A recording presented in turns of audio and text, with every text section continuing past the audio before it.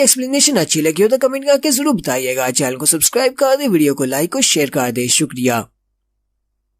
तो गाइस कैसे हैं आप सब लोग। डार्क स्पिरिट के एपिसोड 13 के साथ हाजिर हूँ। तो लास्ट एपिसोड के एंड पे हमने देखा था मास्टर बीला और लिन फेंग को वापस उसके क्वार्टर्स में छोड़ देती हैं, जबकि पैट्रियार्च सोच रही होती हैं 300 साल पहले हमारे यहाँ पर एक लड़का था जिसने इन बेल्स को रिंग किया था और वो गॉड ऑफ मार्शल आर्ट्स बना था, लेकिन वो सिर्फ 3 ही बेल्स को बजा पाया था। लेकिन आज तो यहाँ पर किसी ने पूरी 8 बेल्स को बजा दिया है। तो इसका मतलब यह है कि हमारा यूनहाई सेक्टर फिर से राइज करने वाला है। पैट्रियार्च और ग्रेट एल्डर जब इसी बारे में सोच रही होती है, ऑफिशियल चोन से कहता है प्लीज मुझे माफ करना, पर मुझे लगता है कि इन बेल्स के बजने की वजह से आप सभी लोग काफी ज्यादा हैरान हैं। क्या इन बेल्स के बजने का कोई स्पेशल मतलब है। पैट्रियार्च उसे कहती है नहीं नहीं ऐसी कोई बात नहीं है, और साथ ही वो सोच रही होती है मैं तुम्हें इस बारे में हरगिज नहीं बताने वाला कि इन बेल्स के बजने का मतलब क्या है। तो क्या किसी को भी इस बारे में नहीं बताया जा सकता कि हमारे पास एक बहुत बड़ा जीनियस है जिसकी वजह से हमारा यूनाई सेक्टर दोबारा से राइज करने वाला है। ग्रेट एल्डर उसे कहते हैं नहीं ये कोई स्पेशल बात नहीं है, बल्कि हमारी शाम की ट्रेनिंग का वक्त हो चुका है और हमारे बच्चे इस वक्त बेल्स बजा रहे हैं कि बेल बजाकर बताया जा सके कि शाम की ट्रेनिंग का वक्त हो गया है। पैट्रियार्च भी उसे कहती है जैसा कि ग्रेट एल्डर ने कहा है बिल्कुल ऐसी ही बात है, तुम्हें ज्यादा परेशान होने की जरूरत नहीं है। फिर साथ ही पैट्रियार्च सोच रही होती है हम इसको ये नहीं बता सकते, हमें जल्दी से जल्दी उस जीनियस को ढूंढना होगा जिसने इस टेस्ट को पास किया और बेल्स को बजाया है। हमें उसको कल्टीवेट करना होगा, अपने रिसोर्सेज उसको देने होंगे कि वो लड़का एक दिन ग्रो करके हमारे यूनाई सेक्टर का नाम रोशन कर सके। उसके बाद देखना इनका यू हाउस सेक्टर हमारे सामने बेकार हो जाएगा। जबकि हमारा लिन फेंग भागता हुआ सीधा हान मैन के क्वार्टर की तरफ जा रहा था और कहता हान मैन मैं आ रहा हूँ तुम्हें बचाने के लिए। लेकिन जैसे वहाँ पर पहुँचता है तो वहाँ पर पहले से वो लड़का खड़ा होता है जो कि इसको लेने के लिए आया है। वो लड़का लिन फेंग से कहता है तुम कचरे कहीं के, तुम कहाँ पर चले गए थे, मैं कितनी देर से यहाँ पर तुम्हारा इंतजार कर रहा हूँ, चलो अब मेरे साथ चलो। लिन फेंग उसे कहता है हाउ किंग तुम यहाँ पर क्या कर रहे हो, मुझे पता है कि तुम हमारे आउटर डिसाइपल्स के इन्फोर्सर्स में से हो, लेकिन मैंने तो कोई भी रूल नहीं तोड़ा, तो फिर तुम यहाँ पर मुझे लेने के लिए क्यों आए हो। हाउ किंग उसे कहता है मुझे इस बारे में नहीं पता, मुझे मास्टर मोजी ने कहा कि तुम्हें लेकर आना है इसलिए मैं तुम्हें लेने के लिए आया हूँ। वो इस वक्त लाइफ एंड डेथ अरीना में खड़े हैं। लिन फेंग उसकी बात सुनने के बाद कहता है मास्टर मोजी वो तो इनर सेक्टर एल्डर है, लेकिन वो मुझे क्यों ढूंढ रहे हैं, मेरा तो उनसे कोई भी ताल्लुक नहीं है। लिन फेंग कहता है मास्टर बीला और मास्टर कोंगलाओ ने मुझे कहा है कि इस बारे में किसी को भी मत बताना कि वहाँ पर बेल्स को मैंने बजाया है। तो ऐसा तो नहीं हो सकता कि मास्टर मोजी को इस बारे में पता चल चुका है और वहाँ पर मुझे बुलाकर कुछ कहना चाहते हैं। मुझे लगता है कि कोई और बात हो सकती है, लेकिन और बात कैसे हो सकती है, मैं तो कोई फेमस डिसाइपल भी नहीं हूँ और मुझे नहीं पता कि मास्टर मोजी को मेरे नाम के बारे में पता होगा। लेकिन फिलहाल तो मुझे हान मैन को बचाने के लिए जाना है, उसके बाद इनसे मिलने के लिए चलता हूँ। लिन फेंग हाउ किंग से कहता है मुझे एक बहुत ही जरूरी काम करना है, पहले मुझे वो जरूरी काम करने दो, उसके बाद मैं तुम्हारे साथ चला जाऊंगा। हाउ किंग चिल्लाकर उसे कहता है अपनी बकवास बंद करो, मुझे तुम्हारा एटीट्यूड बिल्कुल भी पसंद नहीं आया। ये किस तरह का एटीट्यूड है, मैं यहाँ पर तुमसे कोई रिक्वेस्ट नहीं कर रहा बल्कि ये एक ऑर्डर है, मास्टर ने तुम्हें लाने के लिए कहा है, इसलिए मुझे लगता है कि तुम्हें यहाँ पर सोच समझ कर बात करनी चाहिए। और साथ ही हाउ किंग बड़ी स्पीड के साथ उसके सामने वाली साइड पर आ जाता है और उसे कहता है अब दोबारा इस बारे में सोचो। कि लिन फेंग भी उसकी स्पीड देखकर बहुत सा हैरान होता है। लिन फेंग कहता है ये आउटर डिसाइपल्स के रैंक में 10th नंबर पर है, सिर्फ अपनी स्पीड के बलबूते पर इसे एक इन्फोर्सर बनाया गया है। इसकी स्पीड तो वाकई में बहुत ज्यादा है, ये पलक झपकने की स्पीड से मेरे सामने आ गया। लिन फेंग उसे कहता है ब्रदर प्लीज मुझे माफ करना मेरे रूड बिहेवियर के लिए, मुझे एक बहुत ज्यादा इमरजेंसी है, बस मुझे 2 मिनट दे दो, मुझे एक छोटा सा काम निपटाना है, उसके बाद मैं तुम्हारे साथ चलता हूँ। हाउ किंग उसे कहता है अब ये वाला एटीट्यूड ज्यादा अच्छा है, ठीक है जाओ अपना काम खत्म करके आओ, मैं यहीं पर तुम्हारा इंतजार कर रहा हूँ। तो लिन फेंग भागता हुआ अंदर चला जाता है और हान मैन को जाकर वो पिल देता है। हान मैन उस पिल को खाता है तो उसकी बॉडी रिकवर कर जाती है, वो बहुत ज्यादा खुश हो जाता है और कहता है लिन फेंग तुम्हारी दी हुई पिल तो वाकई में बहुत ज्यादा अच्छी है, मुझे महसूस हो रहा है कि मेरी पूरी बॉडी के अंदर एनर्जी जा रही है और बहुत ही जल्दी मेडिटेट करने के बाद मैं दोबारा से अपने आप को हील कर लूंगा। ये पिल्स लाने का मतलब ये है कि तुमने प्रेसिपाइस ऑफ द अबिस के ट्रायल को पास कर लिया है। लिन फेंग कहता है हाँ मैंने पास कर लिया। लिन फेंग उसे कहता है ये तो बहुत ही अच्छी बात है कि तुम रिकवर कर रहे हो, लेकिन मुझे अभी जरूरी काम के लिए जाना होगा, तुमसे बाद में मिलने के लिए आता हूँ, तुम यहीं पर आराम करो, जब तुम बिल्कुल ठीक हो जाओगे तो हम सभी लोग फिर से एक साथ होंगे और फिर से शिकार पर जाएंगे। तो लिन फेंग उसे वो पिल देने के बाद वहाँ से बाहर आ जाता है और हाउ किंग से कहता है मैं रेडी हूँ चलो चलते हैं। हाउ किंग उसे कहता है मैं तुम्हें यहाँ से उठाकर नहीं ले जाने वाला, मुझे ये बताओ क्या तुम्हारे पास इतनी स्पीड है कि तुम मेरे साथ साथ आगे बढ़ सको, कहीं पीछे मत रह जाना। लिन फेंग उसे कहता है मैं अपनी पूरी कोशिश करूंगा कि तुम्हारी स्पीड के साथ मैच कर सकूं, और वो दोनों ही वहाँ से बड़ी स्पीड से गायब हो जाते हैं। Next scene life and death arena का दिखाया जाता है। दोनों वहाँ पर पहुँच जाते हैं। लिन फेंग भी उनसे कहता है, एल्डर मेरा नाम लिन फेंग है, आपने मुझे यहाँ पर क्यों बुलाया है? लेकिन जैसे लिन फेंग वहाँ पर देखता है तो मुझे देखकर बहुत ज्यादा हैरान होता है कि वहाँ पर पैट्रियार्च और उसके साथ ग्रेट एल्डर भी होते हैं। वहीं पर उसकी नजर अपनी कजन पर भी पड़ती है। वो कहता है, लिन कियान यहाँ पर क्या कर रही है? तो हाउजू सेक्टर में है। फिर हाउजू सेक्टर से ये यहाँ पर क्या करने के लिए आई होगी? ऐसा तो नहीं है कि ये यहाँ पर मेरे लिए आई है, क्योंकि मैंने लिन हैंग के ऊपर अटैक किया था और साथ ही इसके फादर की इंसल्ट भी की थी। मास्टर मोजी वहाँ पर अपनी पावर्स को रिलीज करते हुए उसके ऊपर प्रेशर डालते हैं और लिन फेंग से कहते हैं, लिन फेंग मैं तुमसे यहाँ पर सिर्फ एक ही बार पूछूंगा, क्या तुम अपने उन क्राइम्स को एडमिट करने को तैयार हो जो भी तुमने क्राइम्स यहाँ पर किए हैं? चलो जल्दी से अपने सारे क्राइम्स को एडमिट करो। मास्टर मोजी की स्ट्रेंथ काफी ज्यादा होती है। लिन फेंग कहता है, अचानक से मुझे बहुत ज्यादा किलिंग इंटेंट महसूस हो रहा है, जैसे कि इनका प्रेशर बहुत ज्यादा है। इनर सेक्टर एल्डर तो वाकई में बहुत ज्यादा स्कैरी है। लिन फेंग कहता है, ये यहाँ पर अपनी इम्पोजिंग मैन और अपनी विल पावर को रिलीज करते हुए मेरे पर प्रेशर डाल रहे हैं, लेकिन ये अचानक मुझसे ये क्यों पूछ रहे हैं? मैंने तो यहाँ पर कुछ भी गलत नहीं किया। लिन फेंग उनसे कहता है, एल्डर मुझे इस बारे में जरा भी समझ नहीं आ रही कि आप किस बारे में बात कर रहे हैं, क्योंकि मैंने तो यहाँ पर किसी भी रूल को नहीं तोड़ा, मैंने सारे रूल्स को फॉलो किया है, मैंने कुछ भी गलत नहीं किया। मास्टर मोजी और भी ज्यादा गुस्सा हो जाते हैं और कहते हैं, तुम्हारी हिम्मत कैसे हुई मेरे सामने अपने आप को इनोसेंट कहने की? क्या तुम अपने सारे किए हुए क्राइम्स को भूल चुके हो? जितने भी क्राइम्स तुमने किए हैं, क्या तुम्हारे अंदर जरा भी गैरत नहीं है? तुम्हारे ऊपर इल्जाम है कि तुमने अपने दूसरे डिसाइपल्स को जख्मी किया, अपने कजन के ऊपर अटैक किया और साथ ही अपने एल्डर्स की डिसरिस्पेक्ट की। इतना काफी नहीं है, हम तुम्हें अपने सेक्टर में नहीं रख सकते। हमारे यूनाइट सेक्टर के लिए ये एक बहुत बड़ी डिसरिस्पेक्ट की बात है। तुमने हमारे सेक्टर का नाम शर्म से डुबो दिया है, इसलिए हम तुम्हें यहाँ से निकाल रहे हैं। हमें जल्दी से जल्दी अपने क्राइम्स को एडमिट करना होगा। लिन फेंग उनकी बात सुनने के बाद कहता है, तो ये लोग यहाँ पर मेरे ऊपर झूठे इल्जाम लगा रहे हैं। मुझे लगता है कि ये सब कुछ लिन कियान की वजह से हो रहा है। लिन कियान ने यहाँ पर आकर इनसे कोई बात की है, क्योंकि यू हाउस सेक्टर इनके सेक्टर से ज्यादा पावरफुल है, इसी वजह से ये लोग उनकी साइड ले रहे हैं। मास्टर मोजी उसे कहती है, तो क्या अब तुम्हें अपनी बात पर पछतावा हो रहा है या नहीं? और अगर तुम्हें पछतावा हो रहा है तो तुम्हारे अंदर इतनी ज्यादा हिम्मत होनी चाहिए कि तुम सभी के सामने अपने क्राइम्स को मान सको। लिन फेंग सोच रहा होता है, ये सब कुछ लिन कियांग का किया धरा है, क्योंकि उसके फादर की इंसल्ट हुई है। मेरे फादर ने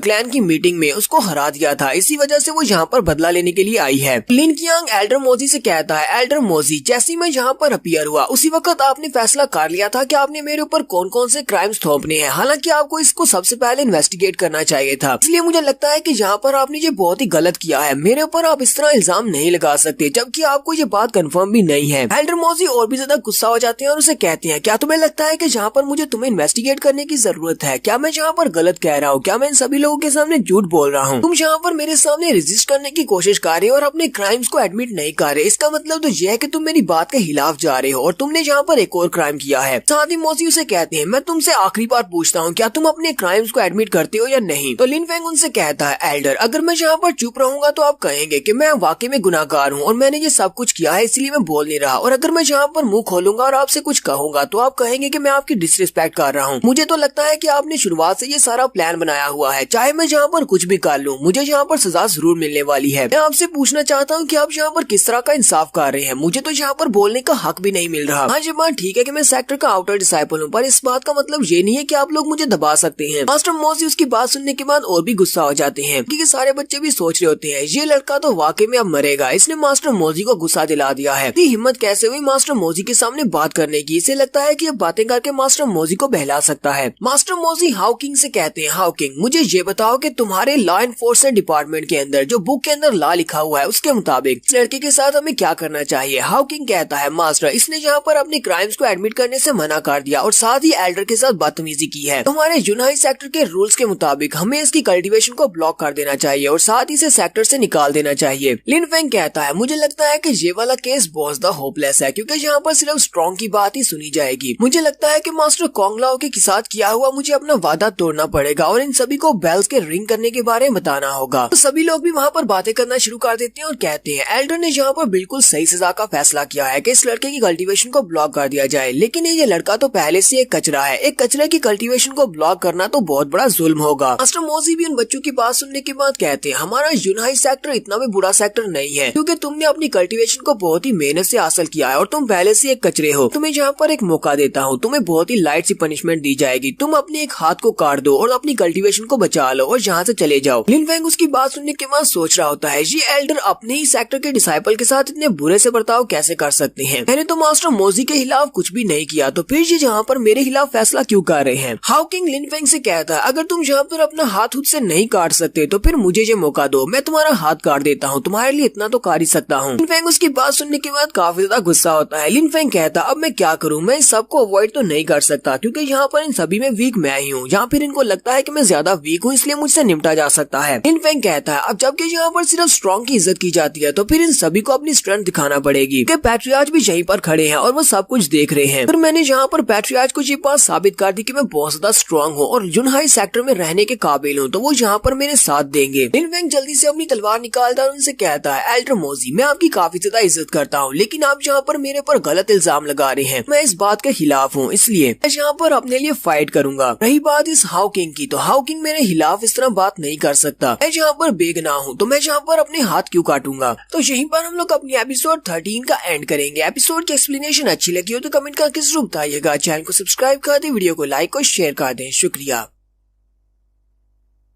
तो गाइस कैसे ही आप सब लोग डार्क स्पिरिट के एपिसोड 14 के साथ हाजिर हो। तो लास्ट एपिसोड के एंड पे हमने देखा था लिन फेंग एल्डर के सामने हार मानने को तैयार नहीं है। लिन फेंग उनसे कहता है मैं यहाँ पर अपने किसी भी क्राइम को एडमिट नहीं करूंगा जो कि मैंने किया ही नहीं, आप सभी लोग यहाँ पर जानबूझकर मेरे ऊपर ये सारे इल्जाम थोप रहे हैं। और साथ ही वो अपनी तलवार निकाल कर कहता है लगता है कि मुझे अपनी स्ट्रेंथ को दिखाकर ये बात साबित करना पड़ेगी कि मैं कोई कचरा नहीं हूँ और ये लोग मुझे इस तरह नीचे दबा नहीं सकते। एल्डर मोजी लिन फेंग से कहते हैं मैंने तो तुम्हारे ऊपर एक एहसान किया था और तुम्हें कहा था कि मैं तुम्हारी कल्टीवेशन को क्रिपल नहीं करूंगा अगर तुम खुद से अपना हाथ काट कर यहाँ से चले जाते हो, लेकिन लगता है कि तुम ऐसे नहीं मानने वाले। एल्डर मोजी हाउ किंग से कहते हैं हाउ किंग चलो जल्दी से आगे बढ़ो और मुझे इस लड़की का हाथ काट कर ला कर दो। हाउ किंग एल्डर से कहता है ठीक है एल्डर, मैं अभी जाता हूँ। और फिर साथ ही वो अपनी पावर्स को रिलीज करते हुए लिन फेंग से कहता है लिन फेंग प्लीज मुझे माफ करना, लेकिन मुझे ये सब कुछ करना पड़ेगा और तुम्हें यहाँ पर माफी की भीख मांगने का मौका भी नहीं मिलेगा। लेकिन तुम्हें यहाँ पर बिल्कुल भी परेशान होने की जरूरत नहीं है क्योंकि मेरी स्पीड बहुत ज्यादा है, इसलिए तुम्हें पता भी नहीं चलेगा और मैं तुम्हारा बाजू काट भी दूंगा। और यहाँ पर वो अपनी स्पेशल टेक्निक जिसका नाम डांसिंग विद टेक्निक होता है उसको रिलीज करता है और वहीं पर हवा में गायब हो जाता है। लिन फेंग सामने की तरफ देख रहा होता है और कहता है ये लड़का इसकी स्पीड बहुत ज्यादा है, तो हवा में गायब हो गया है। ये एक बहुत ही स्पेशल टेक्निक है जिसके अंदर ये अपने आप को हवा में डिस्पर्स कर सकता है और ये बड़ी स्पीड के साथ किसी भी जगह से निकलकर मेरे ऊपर अटैक कर सकता है। मास्टर मोजी भी ये वाला स्किल देखने के बाद काफी ज्यादा खुश होते हैं और कहते हैं हुआ किंग की एबिलिटीज तो काफी ज्यादा है, उसकी एजिलिटी और उसकी स्पीड बहुत ज्यादा बढ़ चुकी है। ये मेरा सबसे प्राउड स्टूडेंट है जो कि आउटर स्टूडेंट है, लेकिन मुझे लगता है कि ये बहुत ही जल्दी एक इनर डिसाइपल बन जाएगा और मेरे पास आ जाएगा। इस लिन फेंग को मैं देखना चाहता हूँ कि ये और कितनी देर तक इस तरह एरोगेंटली बिहेव करता है। अपना हाथ कटने के बाद क्या ये इसी एटीट्यूड के साथ बात करेगा। देखने वाले भी बहुत ज्यादा हैरान होते हैं और कहते हैं ब्रदर हुआ किंग की एजिलिटी तो बहुत ज्यादा है, इसकी स्पीड इतनी ज्यादा है कि हमें कुछ दिखाई भी नहीं दे रहा। तो सामने अरीना में है लेकिन वो गायब हो चुका है। लेकिन जरा लिन फेंग की तरफ तो देखो, वो वहाँ पर इतना ज्यादा शांत कैसे खड़ा है, कहीं ऐसा तो नहीं है कि वो बहुत ज्यादा डर चुका है, उसे पता है कि उसका बाजू कटने वाला है, इसी वजह से तो वहाँ पर चुपचाप खड़ा है क्योंकि वो बहुत ज्यादा डरा हुआ है। लिन फेंग वहीं पर खड़ा खड़ा सोच रहा होता है। लिन फेंग कहता है अगर मैं अपने फ्लीटिंग शैडो मूव को यूज करूं तो मेरा फ्लीटिंग शैडो मूव इसकी स्पीड से आगे नहीं बढ़ सकता, लेकिन यहाँ पर हर एक मूव के पीछे उसकी फोर्स होती है। मैंने फोर्स को यूज करते हुए बेल्स को बजाया था, मैंने एक नया मूव सीखा है। मुझे यहाँ पर इस आसपास की हवा की फोर्स को महसूस करना होगा जिस हवा के अंदर वो बड़ी स्पीड के साथ इधर उधर घूम रहा है। एक बार मैंने फोर्स ऑफ विंड को देख लिया तो उसके बाद उसके ऊपर अटैक करना बहुत ज्यादा आसान हो जाएगा। जबकि वहीं पर हवा में से ही हुआ किंग उसे कहता है तो जूनियर लिन फेंग तुमने यहाँ पर अपनी आंखें बंद करके अपनी हार मान ली है, इसका मतलब ये है कि तुम्हें पता है कि तुम्हारा हाथ कटने वाला है, लेकिन मैंने तुमसे कहा ना कि तुम्हें ज्यादा परेशान होने की जरूरत नहीं है, तुम्हें पता भी नहीं चलेगा कब मैंने तुम्हारा बाजू काट दिया। एल्डर मोजी सोच रहे होते हैं इस लड़के के लिए ये बात बहुत ज्यादा अच्छी थी कि जहाँ पर अपने आप अपने क्राइम्स को एडमिट कर लेता और फिर अपना हाथ काट कर यहाँ से चला जाता। इस लड़के ने जानबूझकर ये सब कुछ किया है, जबकि पैट्रियार्च सोच रहे होते हैं आखिर ये लड़का इतनी बुरी सिचुएशन में यहाँ पर इतना शांत कैसे रह सकता है, क्या इस लड़के ने वाकई में यहाँ पर गिव अप कर दिया है और ये डर के मारे यहाँ पर चुपचाप खड़ा है, यहाँ पर कुछ सोच रहा है। तो लिन फेंग वहीं पर खड़े खड़े मेडिटेट करते हुए कहता है हर एक चीज का एक वीक पॉइंट जरूर होता है, जितनी ज्यादा फोर्स होगी उतना ज्यादा काउंटर अटैक भी ज्यादा पावरफुल होगा, ठीक है जितनी फोर्स के साथ कोई मेरे ऊपर अटैक करेगा मैं उस फोर्स को उतनी पावर के साथ आगे से काउंटर अटैक कर सकता हूँ। तो यहीं पर हुआ किंग बड़ी स्पीड के साथ उसके ऊपर अटैक करने के लिए आगे बढ़ता है लिन फेंग का बाजू काटने के लिए। हमारा लिन फेंग भी बड़ी स्पीड के साथ अपनी तलवार को घुमाते हुए आगे गुजर जाता है और यहीं पर दिखाते हैं कि लिन फेंग ने हुआ किंग के बाजू को काट दिया होता है। हुआ किंग बेचारा वहीं पर जोर जोर से चिल्लाना शुरू कर देता है। एल्डर मोजी भी कहते हैं, हुआ किंग आइश यहाँ पर हो क्या रहा है, तुम इस कचरे के हाथों से जख्मी कैसे हो सकते हो, इस कचरे ने तुम्हारा हाथ काट दिया, ये कैसे हो गया। जबकि लिन फेंग उनसे कहता है, मुझे समझ नहीं आती कि तुम्हारा ये सारा कॉन्फिडेंस आ कहां से रहा था, जबकि तुम अपने बाजू को भी कटने से नहीं बचा सके। जबकि हुआ किंग उसे कहता है, तुम तो बस लकी हो, तुमने अपनी तलवार को घुमाया और मेरा हाथ तुम्हारी तलवार के साथ लगकर कट गया, इसके अलावा कुछ भी नहीं है, तुम मेरी स्पीड के साथ मैच नहीं कर सकते।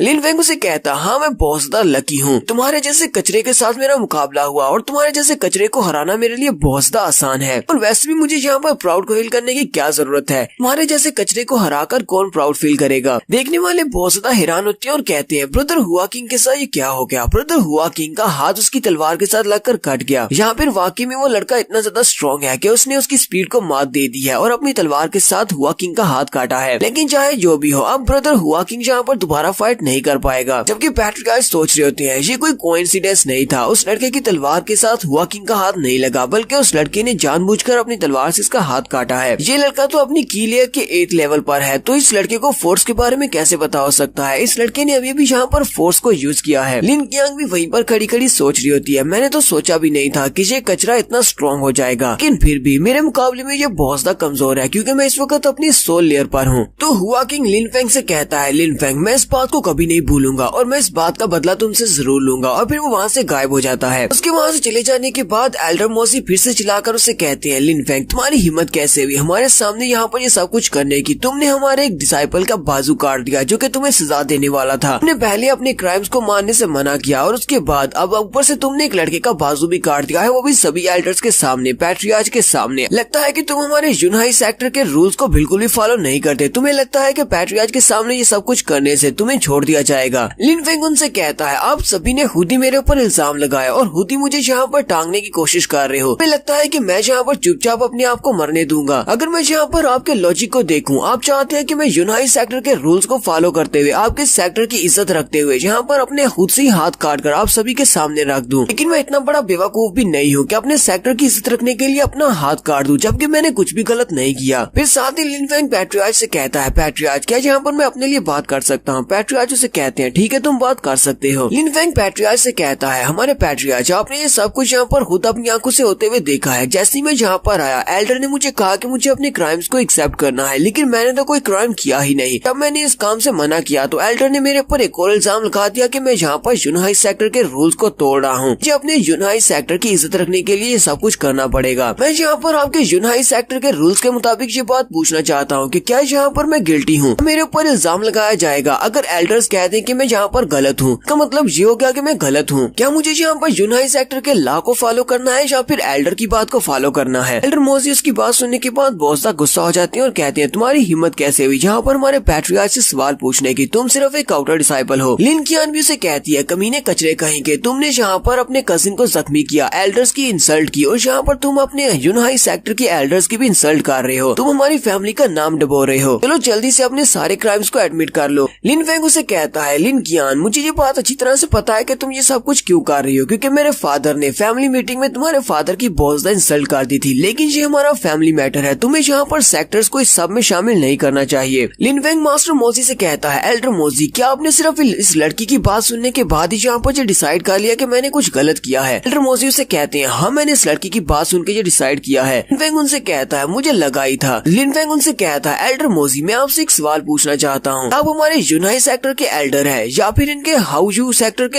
एल्डर है? कि अगर आप यूनहाई सेक्टर के एल्डर होते तो फिर अपने सेक्टर के लड़के की बात सुनते, आपको मेरी बात सुननी चाहिए थी और मेरी साइड लेनी चाहिए थी, लेकिन आप सिर्फ इस लड़की जो कि दूसरे सेक्टर की है उसकी बात सुनकर मेरे ऊपर इल्जाम लगा रहे हैं। मास्टर मोजी और भी ज्यादा गुस्सा हो जाती है और कहते हैं, लड़के तुम्हारी जुबान तो कुछ ज्यादा ही तेज चलती है, तुमने यहाँ पर सभी लोगों के सामने मेरी भी इंसल्ट कर दी। लिन फेंग एल्डर मोजी से कहता है, एल्डर मोजी हम दोनों ये बात अच्छी तरह से जानते हैं कि ये सब कुछ गलत हो रहा है, आप भी ये बात अच्छी तरह से जानते हैं, तो सिर्फ एक आउटर डिसाइपल को यहाँ पर बलि का बकरा बना रहे हैं, क्योंकि आपको पता है कि आप लोग इनके सेक्टर से जीत नहीं सकते, इनका सेक्टर ज्यादा पावरफुल है। मैं तो सिर्फ एक आउटर डिसाइपल हूँ, मेरा क्या है अगर मुझे बलि का बकरा बना भी दिया जाए। मास्टर मोजी इसकी बात सुनने के बाद उसे कहते हैं, लड़के तुमने बस जितना यहाँ पर कहना था उतना कह लिया, तुम्हारा एटीट्यूड कुछ बहुत ज्यादा बढ़ता जा रहा है। मैं मास्टर मोजी यहाँ पर खुद अपने हाथों के साथ तुम्हारे दोनों हाथों को काटूंगा और तुम्हारी कल्टीवेशन को क्रिपल करके यहाँ से उठाकर तुम्हें बाहर फेंकूंगा। तब के पैट्रियार्च वहाँ पर खड़े ये सब कुछ देख रहे होते हैं और साथ ही सोच रहे होते हैं, लिन फेंग इतना इतना सब कुछ होने के बाद भी यहाँ पर बहुत ज्यादा शांत खड़ा है, लेकिन उसे अपने ऊपर पूरा भरोसा है। लिन फेंग अगर यहाँ पर ट्राई करता तो ये हमारा कोर डिसाइपल बन सकता था और इसकी कल्टीवेशन फ्यूचर में बहुत ज्यादा बढ़ सकती थी। लेकिन अफसोस, अब हम लोग क्या कर सकते हैं, इसने एल्डर मोजी को बहुत ज्यादा गुस्सा दिला दिया है।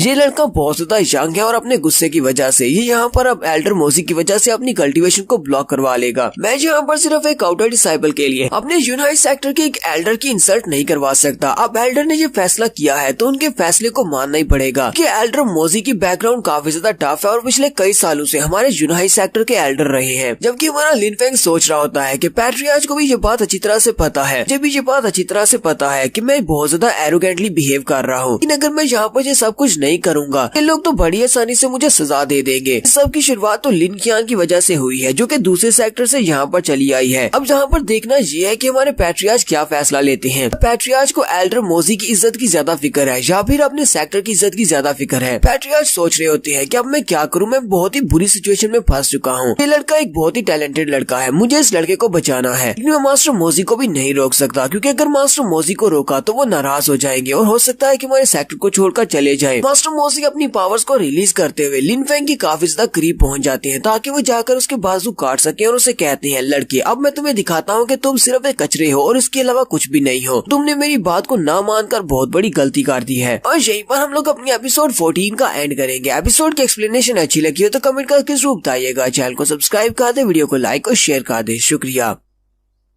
डार्क स्पिरिट के एपिसोड 15 के साथ हाजिर हो। तो लास्ट एपिसोड के एंड पे हमने देखा था एल्डर मोजी अपनी पावर्स को रिलीज करते हुए लिन फेंग के ऊपर अटैक करने के लिए आगे बढ़ते हैं और कहते हैं, अब मैं अपने हाथों के साथ तुम्हारे दोनों बाजू को काटूंगा और तुम्हारी कल्टीवेशन को भी ब्लॉक करूंगा। लिन फेंग जो कि उनके सामने खड़ा होता है, लिन फेंग के ऊपर एल्डर मोजी का बहुत ज्यादा प्रेशर पड़ रहा होता है। लिन फेंग कहता है, मुझे ऐसे लग रहा है जैसे मेरे ऊपर किसी ने कोई पूरे का पूरा पहाड़ रख दिया हो और मैं आगे नहीं बढ़ पा रहा। एल्डर मोजी तो कुछ ज्यादा ही सीरियस है और उनकी पावर तो मेरी इमेजिनेशन से बहुत ज्यादा है। ऊपर से पैट्रियार्च भी कुछ भी नहीं कर रहे। मुझे लगता है कि पैट्रियार्च आगे बढ़कर मुझे नहीं बचाने वाले। अब यहाँ पर मैं क्या कर सकता हूँ, मुझे यहाँ पर क्या करना चाहिए। लेकिन साथ ही लिन फेंग को महसूस होता है कि दोबारा से उसकी बॉडी मूव कर रही है। वो सामने की तरफ देखता है तो एल्डर मोजी उसके बहुत ज्यादा करीब होते हैं, लेकिन वो वहीं पर आकर रुक जाते हैं और डर के मारे वो कांप रहे होते हैं। लिन फेंग कहता है, अब यहाँ पर हो क्या रहा है, एल्डर मोजी को क्या हुआ, ये मेरे इतने करीब आने के बाद रुक क्यों गए और इनके चेहरे के ऊपर इस तरह के एक्सप्रेशंस क्यों है, जैसे किसी ने इनके ऊपर बहुत ज्यादा प्रेशर डाल रखा है। मास्टर मोजी भी कहते हैं, कौन है जहाँ पर। वो जल्दी से अपने नीचे की तरफ देखते हैं तो वहाँ पर एक बड़ा सा डार्क शैडो होता है। लिन फेंग भी बहुत ज्यादा हैरान होता है और कहता है, ये बड़ा सा डार्क शैडो क्या है। ये डार्क शैडो की मदद से एल्डर मोजी यहीं पर रुक गए हैं। लगता है किसी का प्रेशर एल्डर मोजी के ऊपर पड़ रहा है। बाकी के सभी मास्टर्स भी ये देखकर बहुत ज्यादा हैरान हो जाते हैं। ग्रेटर एल्डर और उनके साथ पैट्रियार्च भी। वो लोग कहते हैं, तो एक शैडो स्पिरिट है, लेकिन एक शैडो स्पिरिट यहाँ पर क्या कर रही है। देखने वाले बहुत ज्यादा हैरान हो जाते हैं और कहते हैं, तुम लोगों ने देखा एल्डर मोजी के पाँव के नीचे एक बड़ा सा शैडो है, वो एक शैडो स्पिरिट है। शैडो स्पिरिट के बारे में कहा जाता है कि आप लोग इस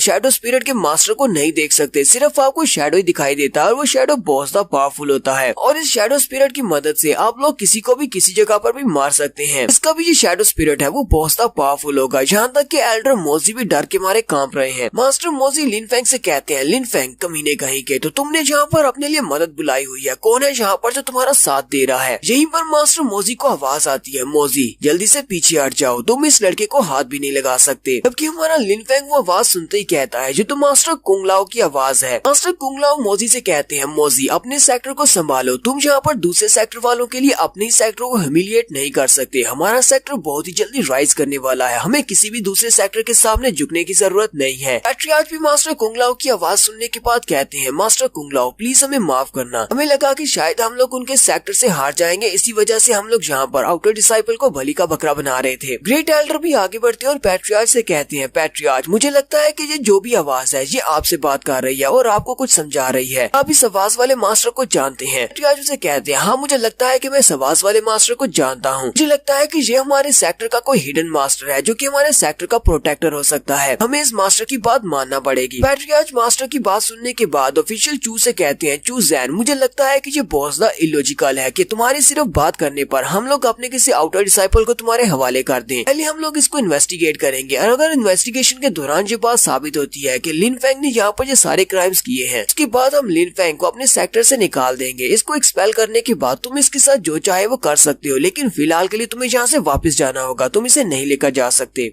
चू ज़ेन उसे कहता है तो पैट्रियार्च आपके कहने का मतलब क्या है, क्या आप इस डिसाइपल को हमारे हवाले नहीं करेंगे? लिन फेंग चू ज़ेन पेंग की तरफ देखकर कहता है तो इस बंदे का नाम चू ज़ेन पेंग है। मुझे तो यकीन नहीं हो रहा कि लिन qiang अपने साथ एक पावरफुल लड़के को लेकर आई है। चू ज़ेन उसे कहता है चलो ठीक है, तुम लोग अपनी इन्वेस्टिगेशन कर लो, लेकिन मैं बहुत ज्यादा बोर हो रहा हूँ। क्या तुम अपने कुछ डिसाइपल्स को यहाँ पर भेजोगे मुझसे स्पार मैच करने के लिए, कि मुझे जहाँ पर तुम्हारी फाइटिंग एबिलिटीज को देखना है। पैट्रियार्च उसे कहते हैं ऑफिशियल चू, हम लोग अपने डिसाइपल्स को आपसे फाइट करने के लिए कैसे भेज सकते हैं? आप तो स्नो मून किंगडम के 8 ऑफिशियल्स में से एक ऑफिशियल डिसाइपल है। क्यों ना आप हमारे सेक्टर के बच्चों को कुछ और अर्सा के लिए ट्रेन करने दे ताकि इनकी कल्टीवेशन बढ़ सके, उसके बाद आप वापस आ जाना और फिर इनके साथ स्पार मैच कर लेना। चू ज़ेन उसे कहता है लेकिन पैट्रियार्च उसे कहती है मैंने कहा ना कि सबको यहीं पर छोड़ दो, तुम्हें वापस जाना होगा। लेकिन चू ज़ेन फिर से उसे कहता है पैट्रियार्च आप तो मेरी कोई भी बात नहीं मान रहे। और पैट्रियार्च गुस्से के साथ चिल्लाकर उसे कहते हैं ताकि कि तुम्हें मेरी बात समझ में नहीं आ रही, मैंने कहा ना कि यहाँ पर जो कुछ भी होना था वो हो चुका है, आप जल्दी से यहाँ से वापस चले जाओ। क्या तुम्हारे सेक्टर के लोगों को जरा भी तमीज नहीं है? मैं यहाँ पर सेक्टर का पैट्रियार्च हूँ और तुम्हें यहाँ पर ऑर्डर्स दे रहा हूँ कि यहाँ से वापस चले जाओ और तुम आगे से सवाल किए जा रहे हो। चू ज़ेन भी पैट्रियार्च को वहाँ पर चिल्लाते हुए देखकर कहता है अब मैं इसका क्या करूँ, हालांकि ये मेरे सामने कुछ भी नहीं है, मैं इसकी जरा भी इज्जत नहीं करता, लेकिन ये इस सेक्टर का पैट्रियार्च है और मेरे फादर का दोस्त भी है, इसी वजह से मुझे यहाँ पर इसकी रिस्पेक्ट करना पड़ेगी। हालांकि अंदर से बहुत ज्यादा गुस्से में होता है, लेकिन फिर साथ ही उसे कहता है ठीक है पैट्रियार्च, अब किस बात को एक्सेप्ट कर लेता हूँ। जबकि पैट्रियार्च सोच रहे होते हैं मैंने पहले 2 बार इसे प्यार से कहा लेकिन इसने मेरी बात को नहीं माना और फिर मुझे गुस्से के साथ इसे कहना पड़ा। लोगों को क्या लगता है कि ये मेरे यूनाई सेक्टर के साथ पंगा ले सकते हैं और हमारे यूनाई सेक्टर के लोग इतने कमजोर है कि इन्हें आगे से कुछ भी नहीं कह सकते। चू ज़ेन कहता है ठीक है सेक्टर लीडर, मैं आपकी बात मान लेता हूँ। कि लिन qiang भी लिन फेंग से कहती है लिन फेंग तुम फिलहाल के लिए तो अपने सेक्टर के लोगों के पीछे छुप सकते हो, फिलहाल मैं तुम्हें छोड़ देती हूँ, लेकिन जब हमारी फैमिली की एनुअल मीटिंग का वक्त आएगा वहाँ पर देखना, वहाँ पर मैं तुम्हें नहीं छोड़ूंगी। चू ज़ेन जल्दी से अपने बड़े से पंछी को वहाँ पर बुलाता है और उनसे कहता है मैं आज के इस वाक़े को यहीं पर भूल जाता हूँ क्योंकि हम लोग अच्छे दोस्त हैं, इसी वजह से अपने बड़े से पंछी को बुलाकर उसके ऊपर बैठ जाता है। फिर साथ ही जाने से पहले वो यूनाई सेक्टर वालों को धमकी देते हुए कहता है तुम सभी लोग इस बात को अच्छी तरह से याद रखना कि मेरे ऑफिशियल चू के यहाँ पर आने के बाद भी लोगों ने इस लड़के को मेरे हवाले नहीं किया, जिसकी वजह से मेरी बहुत ज्यादा इंसल्ट हुई है और मैं इस बात का बदला लेने के लिए यहाँ पर वापस जरूर आऊंगा। पैट्रियार्च उसके जाने के बाद सोच रहे होते हैं मास्टर कुंगला उन्हें बिल्कुल ठीक कहा, हम लोग यहाँ पर अपने सेक्टर की इंसल्ट नहीं करवा सकते, हमारा सेक्टर हमेशा से इसी तरह वीक नहीं रहने वाला, बहुत ही जल्दी हम लोग भी राइज करेंगे, यहाँ पर बाकी के सेक्टर से डरने की जरूरत नहीं है। एल्डर मोजी पैट्रियार्च से कहती है पैट्रियार्च अब हम लोग लिन फेंग का क्या करेंगे? पैट्रियार्च से कहते हैं इस बात को यहीं पर छोड़ दो और वो लिन फेंग से कहते हैं लिन फेंग तुम जा सकते हो। एल्डर मोजी उसे कहते हैं लेकिन पैट्रियार्च आपको पता है ना कि आपकी आंखों के सामने इसने हुआ किंग का बाजू काटा है। पैट्रियार्च उसे कहते हैं हम इसको इसके ऊपर ब्लेम नहीं कर सकते। तो लिन फेंग वहाँ पर अपने आप को प्रोटेक्ट कर रहा था और अपने आप को डिफेंड करने के दौरान उसकी तलवार के साथ हुआ किंग का हाथ लगा और कट गया, ये सिर्फ एक हादसा था। एल्डर मोजी भी पैट्रियार्च की बात सुनने के बाद खामोश हो जाते हैं, जबकि हमारा लिन फेंग और एल्डर मोजी दोनों एक दूसरे को घूर घूर कर देख रहे होते हैं। तो लिन फेंग पैट्रियार्च की तरफ देखता है और वहीं से पीछे की तरफ मुड़ जाता है। लिन फेंग कहता है तो मैंने सही सोचा था कि इस दुनिया में सिर्फ एक ही तरीके से हमें रिस्पेक्ट मिल सकती है, वो भी पावर दिखाकर। अगर आपके पास पावर है तो सामने वाला आपकी इज्जत करेगा। वहीं पर पैट्रियार्च भी उसे हिंट देते हुए कहते हैं ठीक है तुम्हारी पावर बढ़ रही है, लेकिन पावर के बढ़ने के साथ तुम्हारे अंदर ज्यादा एटीट्यूड और एरोगेंस नहीं आनी चाहिए। लिन फेंग भी आगे से सारे हिलाते हुए उनको कहता है ठीक है मैं इस बात पर जरूर अमल करूंगा। और फिर हमारा लिन फेंग वहाँ से आगे बढ़ जाता है और कहता है मुझे अपने आप को इतना ज्यादा स्ट्रॉन्ग बनाना है कि दोबारा कभी भी कोई भी इस तरह आकर मेरे ऊपर इल्जाम ना लगा सके। तो नेक्स्ट सीन हमारे यूनाई सेक्टर के स्काई रीच पीक का दिखाया जाता है। स्काई रीच पीक के ऊपर एक गुफा होती है, यूनाई उस गुफा के अंदर बैठा होता है कि उसी गुफा के बाहर एक लड़का लड़की आते हैं, वो दोनों उस गुफा के बाहर आते हैं। लड़का उस लड़की से कहता है जू ये वाली जगह बहुत ज्यादा अच्छी है, मुझे लगता है कि हमें यहीं पर जाकर कल्टीवेट करना चाहिए। वो लड़की उसे कहती है पर मुझे लगता तो नहीं है कि तुम यहाँ पर सिर्फ कल्टीवेट करने के लिए आए हो, क्योंकि मुझे तुम्हारा इरादा बिल्कुल भी ठीक नहीं लगता। उस लड़की का नाम लूफी होता है। लूफी उसे कहता है हाँ तुमने बिल्कुल ठीक समझाया, मैं तो यहाँ पर ट्रेनिंग करने के लिए आया हूँ, लेकिन ट्रेनिंग करने से पहले थोड़े से मजे करेंगे, फिर ट्रेनिंग करेंगे और उसके बाद फिर से कुछ मजे करेंगे और फिर वापस चले जाएंगे। लड़की उसे कहती है तुम तो वाकई में बहुत ही बुरे लड़के हो, चलो ठीक है फिर चल के मजे करते हैं। फिर साथ ही वो अंदर से सोच रही होती है इस कमीने को क्या लगता है कि मैं यहाँ पर इसके साथ मजे करना चाहती हूँ, ये तो एक बहुत ही बेकार इंसान है कि सिर्फ अपनी नीचे वाली बॉडी के साथ ही सोचता है। इसके बड़े भाई के पास रिसोर्सेज नहीं होते तो मैं कभी भी इस लड़के के साथ नहीं लगी होती, मैं तो इस टाइप के लड़के को कभी देखना भी पसंद नहीं करती। तो लूफी जू को लेकर उस गुफा के अंदर चला जाता है। जैसे वो दोनों उस गुफा के अंदर जाते हैं तो वो देखकर काफी हैरान होते हैं, क्योंकि वहाँ पर हमारा लिनफेंग पहले से बैठा होता है। लिनफेंग वहाँ पर बैठकर अपनी प्रैक्टिस कर रहा होता है। तो वो लूफी से कहती है, मुझे लगता है कि मैं मजे करने के लिए किसी और जगह को ढूंढना होगा, ये तो पहले से ही बुक्ड है। तो लूफी जू से कहता है, हमें यहाँ से जाने की क्या जरूरत है, मुझे महसूस हो रहा है कि ये लड़का सिर्फ अपनी की लेयर के 8वें लेवल पर है, मैं इसको आसानी से यहाँ से भगा सकता हूँ। जू से कहती है, लेकिन मुझे नहीं लगता कि ये कोई ठीक आइडिया है, वो बेचारा वहाँ पर बैठकर कल्टीवेट कर रहा है, हम अपने लिए कोई और जगह देख लेते हैं। लूफी उसे कहता है, ये तो इसकी अपनी गलती है, ये इतना ज्यादा कमजोर है, फिर भी वो यहाँ पर आकर कल्टीवेट कर रहा है, देखना मैं कैसे इसकी कल्टीवेशन को क्रिपल करता हूँ। मैं इसकी कल्टीवेशन को ब्लॉक करने के बाद इसको यहीं से माउंटेन से उठाकर नीचे फेंक दूंगा। जो उसकी बात सुनने के बाद हंसना शुरू कर देती है, लेकिन अंदर से वो ये नहीं चाहती कि ये आगे बढ़कर उस लड़के के ऊपर अटैक करे। वो लिनफेंग से कहती है, लड़के तुमने हमारी बात तो सुन ली होगी, इससे पहले कि मेरा ब्रदर आगे बढ़कर तुम्हारे ऊपर अटैक करे तुम खुद ही यहाँ से चले जाओ। लिनफेंग वहीं पर बैठे बैठे अपनी पावर्स को रिलीज करता है, उसकी आंखें भी चमक रही होती हैं। लूफी और उसके साथ जू दोनों ही थोड़ी देर के लिए हैरान हो जाते हैं, क्योंकि उसकी बॉडी से काफी सारा प्रेशर निकल रहा होता है। लिनफेंग उठकर खड़ा हो जाता है, लूफी से कहता है, अभी अभी तुमने कहा कि तुम मेरी कल्टीवेशन को ब्लॉक करके मुझे पहाड़ी से नीचे फेंकने वाले हो। लूफी से कहता है, ये तो बहुत ही अच्छी बात है कि तुमने मेरी बात सुन ली, अगर सुन ली है तो जल्दी से अपनी कल्टीवेशन को खुद ही क्रिपल कर दो, अपनी कल्टीवेशन को ब्लॉक करो और इस पहाड़ी से नीचे जंप लगा दो, नहीं तो मुझे ये सब कुछ खुद करना पड़ेगा। तो लिनफेंग उसे कहता है, ठीक है, और फिर वो उठकर सामने की तरफ चलना स्टार्ट करता है। लूफी उसे कहता है, तुम कहाँ पर जा रहे हो, अपनी कल्टीवेशन को क्रिपल किए बिना तुम यहाँ से जा नहीं सकते। लिनफेंग जाकर उसके सामने खड़ा हो जाता है और उससे कहता है, तुम्हें किसी ने कहा कि मैं यहाँ से जा रहा हूँ। लूफी इस बात से बहुत ज्यादा गुस्सा हो जाता है और जल्दी से अपने पंच में पावर को रिलीज करते हुए उसके ऊपर एक जबरदस्त पंच लगाता है और लिनफेंग से कहता है, तुम्हें क्या लगता है कि तुम यहाँ पर मुझे हरा सकते हो या मुझे डरा सकते हो। तो लिनफेंग अपने हाथ को सामने करते हुए उसके पंच को ब्लॉक कर लेता है। लूफी वहीं पर चिल्लाना शुरू कर देता है। लिनफेंग उसके पंच को छोड़ने के बाद साथ ही उसको उसकी गर्दन से पकड़ लेता है और कहता है, तो चलो अब मुझे बताओ कि तुम कैसे मेरी कल्टीवेशन को ब्लॉक करने के बाद मुझे इस पहाड़ी से नीचे फेंकने वाले थे। और यहीं पर हम लोग अपनी एपिसोड 15 का एंड करेंगे। एपिसोड की एक्सप्लेनेशन अच्छी लगी हो तो कमेंट करके जरूर बताइएगा। चैनल को सब्सक्राइब कर दे, वीडियो को लाइक और शेयर कर दे। शुक्रिया।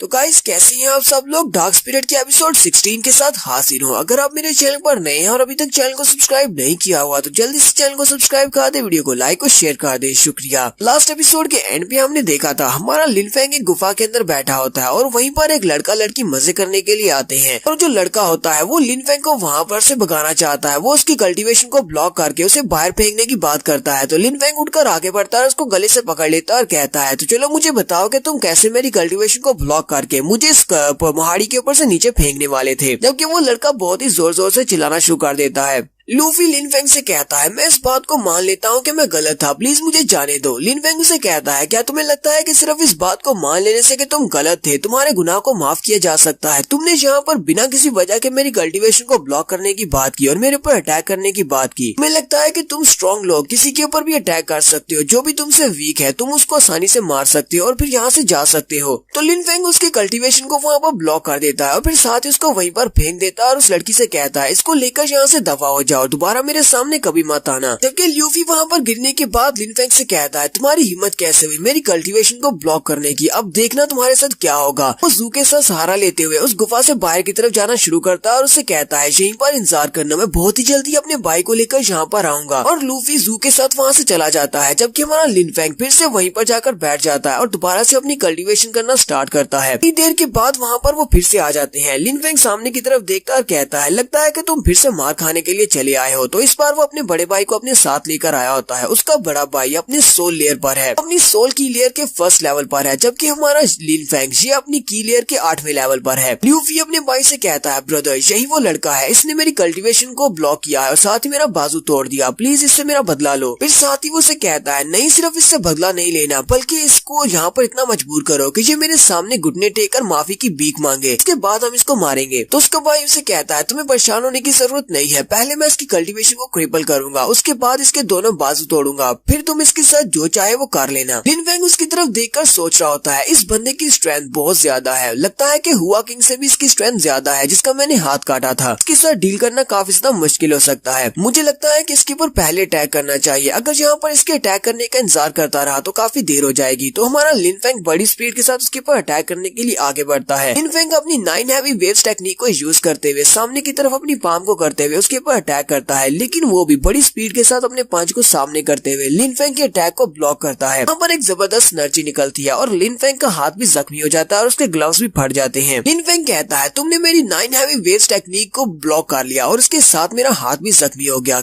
तो इसका मतलब यह है कि तुम्हारी कल्टीवेशन लेवल सोल की लेवल पर है। वो लड़का भी आगे हंसना शुरू कर देता है और कहता है तुमने ये पहचानने में काफी ज्यादा देर कर दी, हाँ मैं अपनी सोल की लेवल पर हूँ। लूफी का भाई उसे कहता है तो मुझे लगता है क्या तुम्हें इस बात पर बहुत ज्यादा पछतावा हो रहा है, क्योंकि मैं अपनी सोल की लेयर पर हूँ और मैं तुमसे बहुत ज्यादा स्ट्रॉन्ग हूँ, लेकिन अब तो बहुत ज्यादा देर हो चुकी है, पछताने का क्या फायदा। वो वहाँ पर अपनी स्पिरिट एनर्जी को रिलीज करता है तो बहुत सारी एनर्जी निकलती है और एक बड़ा सा पंछी भी बनता है, जबकि लिन फेंग उसकी एनर्जी को रिलीज होते हुए देखकर डरने की बजाय उसे कहता है हाँ मुझे इस बात का बहुत ज्यादा पछतावा हो रहा है कि मैंने तुम्हारे भाई की जान क्यों नहीं ली, मुझे इसे यहीं पर मार देना चाहिए था। जबकि लूफी का भाई उसके ऊपर अटैक करने के लिए आगे बढ़ता है और कहता है चलो देखते हैं कि तुम कब तक मेरे सामने इसी तरह एरोगेंटली बिहेव कर सकते हो। लिन फेंग जल्दी से अपनी तलवार निकालता है और अपनी तलवार को घुमाते हुए उसके ऊपर अटैक करता है, लेकिन लूफी का भाई अपने एक ही हाथ के साथ उसकी तलवार के अटैक को ब्लॉक कर लेता है और साथ ही उसकी तलवार को भी पकड़ लेता है और उससे कहता है तुम्हें क्या लगता है कि तुम अपनी तलवार के साथ यहाँ पर एक सोल की लेयर के बंदे के ऊपर अटैक कर सकते हो, तुम्हें तो कल्टीवेशन स्टेजेस के बारे में कुछ भी नहीं पता। साथ ही वो अपने हाथ को आगे बढ़ाते हुए लिन फेंग को पंच मारता है, लेकिन लिन फेंग अपने चेहरे को पीछे की तरफ करते हुए उसके पंच को अवॉइड कर लेता है। लूफी का भाई उसे कहता है तुमने मेरे पंच को अवॉइड कर लिया, लेकिन तलवार तो तुम्हारी मेरे हाथ में है, तुम इसको नहीं छुड़ा पाओगे। लिन फेंग उसे कहता है तुम्हें किसने कह दिया कि मैं इसको छुड़ाने वाला हूँ, तुम खुद ही इसको छोड़ दोगे। और साथ ही वो अपने रोरिंग थंडर टेक्निक को रिलीज करता है तो उसकी तलवार के अंदर से बहुत सारी इलेक्ट्रिसिटी निकलती है। लूफी का भाई जल्दी से उसकी तलवार को छोड़ देता है क्योंकि उसे बिजली का झटका लगता है और फिर साथ ही लिन फेंग अपनी तलवार को उठाते हुए सामने की तरफ थंडर रोरिंग टेक्निक के साथ अटैक करता है। लूफी का भाई जल्दी से जंप करते हुए पीछे की तरफ हट जाता है और उससे कहता है तुम्हारे पास तो काफी सारे स्किल्स हैं, लेकिन तुम यहाँ पर चाहे कुछ भी कर लो तुम मुझसे जीत नहीं पाओगे। तुम तो यहाँ पर मेरे ऊपर अटैक करके मुझे बस और ज्यादा गुस्सा दिला रहे हो, मुझे जितना ज्यादा गुस्सा दिलाओगे तुम्हारे लिए उतना ज्यादा बुरा होगा और तुम्हें बहुत ही दर्दनाक मौत मिलेगी। साथ ही वो फिर से अपनी पावर्स को रिलीज करते हुए ऊपर की तरफ जंप लगाता है और उसी जंप के साथ ही वो अपनी काफी सारी पावर को रिलीज कर रहा होता है और लिन फेंग से कहता है अब मैं तुम्हें मारने वाला हूँ। वो अपनी पाम को नीचे की तरफ करते हुए ऊपर से नीचे की तरफ अटैक करता है, जबकि हमारा लिन फेंग अपनी तलवार को सामने की तरफ करते हुए अपने रोरिंग थंडर स्किल को यूज करता है। दोनों की पावर्स वहाँ पर टकराती है। साथ ही ग्राउंड के ऊपर हमें गिरता हुआ ब्लड दिखाया जाता है जो कि हमारे लिन फेंग का होता है। लिन फेंग वहाँ पर ग्राउंड के ऊपर अपने घुटने टेक देता है और वो काफी जख्मी हो जाता है, जबकि लूफी का भाई उसके सामने खड़ा होता है और उसे कहता है तो मुझे तुम्हारी तारीफ तो करनी चाहिए क्योंकि तुम अपनी की लेयर के 8वें लेवल पर हो, लेकिन फिर भी तुम इतने स्ट्रॉन्ग हो कि तुम एक सोल लेयर के बंदे का मुकाबला कर सकते हो। लेकिन मेरे यहाँ पर तुम्हारी तारीफ करने का क्या फायदा, तुम तो वैसे भी यहाँ मेरे हाथ से मरने वाले हो। तो सबसे पहले तो मैं यहाँ पर तुम्हारी कल्टीवेशन को क्रिपल करूंगा, उसके बाद मैं तुम्हारे बाजू तोड़ूंगा। और फिर से अपने पंच में अपनी पावर्स को रेडी करने के बाद लिन फेंग के ऊपर अटैक करता है। लिन फेंग उसके पंच को ब्लॉक करता है, लेकिन वो पीछे काफी दूर तक घसीटता हुआ जाता है और फिर अपनी तलवार को ग्राउंड के अंदर गाड़ कर अपने आप को वहीं पर बैलेंस करता है। लूफी का भाई उसे कहता है तो तुमने मेरे अटैक को यहाँ पर अपनी स्वर्ड से ब्लॉक कर लिया, तुझे तुम्हारी आखिरी कोशिश है यहाँ पर जिंदा रहने की, लेकिन ज्यादा देर तक नहीं टिक पाओगे। लिन फेंग फिर से सामने से खड़ा होता है, अपनी काफी सारी एनर्जी को रिलीज करता है। लूफी का भाई ये देखकर बहुत ज्यादा हैरान होता है और कहता है इसकी एनर्जी पहले से बढ़ गई है, कहीं ऐसा तो नहीं है कि थोड़ी देर पहले तक ये अपनी एनर्जी को कंसील कर रहा था, यानी कि इसकी ओरिजिनल स्ट्रेंथ बहुत ज्यादा है, लेकिन ये मुझे बहुत ही कम स्ट्रेंथ को शो करवा रहा है। लिन फेंग उसे कहता है तुम जहाँ पर कुछ ज्यादा ही बातें कर रहे हो, मुझे तो लगा था कि सोल लेयर के फर्स्ट लेवल पर जो बंदा होगा वो बहुत ज्यादा स्ट्रॉन्ग होगा, लेकिन तुम तो बिल्कुल भी स्ट्रॉन्ग नहीं हो। लूफी का भाई उसे कहता है तुम्हें बस कुछ अजीब सी ट्रिक्स आती हैं और इन्हीं ट्रिक्स के बलबूते पर तुम अपने आप को यहाँ पर इतना एरोगेंट बिहेव करवा रहे हो, चाहे तुम यहाँ पर कुछ भी कर लो, तुम हो तो की लेयर में ही, की लेयर के 8वें लेवल पर होते हुए तुम मुझे कभी भी नहीं हरा सकते, तुम्हारे पास इतनी स्ट्रेंथ है ही नहीं। वो फिर से जंप करते हुए लिन फेंग के ऊपर अटैक करने के लिए आगे बढ़ता है। लिन फेंग अपनी तलवार को सामने करते हुए फिर से उसके अटैक को ब्लॉक करता है, फिर साथ ही वो अपनी तलवार को घुमाते हुए उसके ऊपर एक स्लैश लगाता है। लिन फेंग की स्लैश के साथ लूफी के भाई का हाथ जख्मी हो जाता है, उसके ऊपर कट लगता है और उसमें से ब्लड निकलना शुरू हो जाता है। लूफी का भाई जल्दी से पीछे की तरफ हटता है और कहता है ऐसा कैसे हो सकता है, ये मुझे यहाँ पर जख्मी कैसे कर सकता है। लिन फेंग फिर से अपनी तलवार को सामने की तरफ करता है, उसके ऊपर अटैक करने के लिए रेडी हो जाता है। लूफी का भाई कहता है मुझे बहुत ज्यादा प्रेशर महसूस हो रहा है, मुझे जल्दी से जल्दी इससे पीछे हटना होगा क्योंकि इसकी तलवार बहुत ज्यादा डेंजरस है। जहाँ पर ये जिस स्किल को यूज कर रहा है वो भी काफी ज्यादा पावरफुल है। लूफी का भाई जैसे जंप करते हुए पीछे की तरफ हटता है, हमारा लिन फेंग लूफी की तरफ देखता है जो कि गुफा की एंट्रेंस के पास ही बैठा होता है। वो भी ये देखकर बहुत सा हैरान हो जाता है कि ये मेरी तरफ क्यों देख रहा है। लिन फेंग अपने फ्लीटिंग शैडो टेक्निक को यूज यूज करते हुए बड़ी स्पीड के साथ उसके पास से गुफा से बाहर भाग जाता है और साथ ही वो अपनी तलवार को घुमाते हुए लूफी की गर्दन भी काट जाता है। जो कि उसके पास खड़ी होती है वो वहीं पर चिल्लाना शुरू कर देती है। लूफी का भाई जल्दी से पीछे की तरफ देखता है लूफी की तरफ। वो बहुत सा हैरान हो जाता है क्योंकि लूफी तो उसका गला काट कर वहाँ से चला गया है और वो भी भागता हुआ अपने भाई के पास ही आ जाता है, जबकि जू भी वहीं पर बैठकर रोना शुरू कर देती है। जबकि लूफी का भाई वहीं पर चिल्लाकर कहता है, मैं लू लियांग इस बात का वादा करता हूँ कि जब मैं इस लड़के को देखूंगा उसी वक्त इसको मार डालूंगा। इसकी हिम्मत कैसे हुई मेरे भाई को मारने की।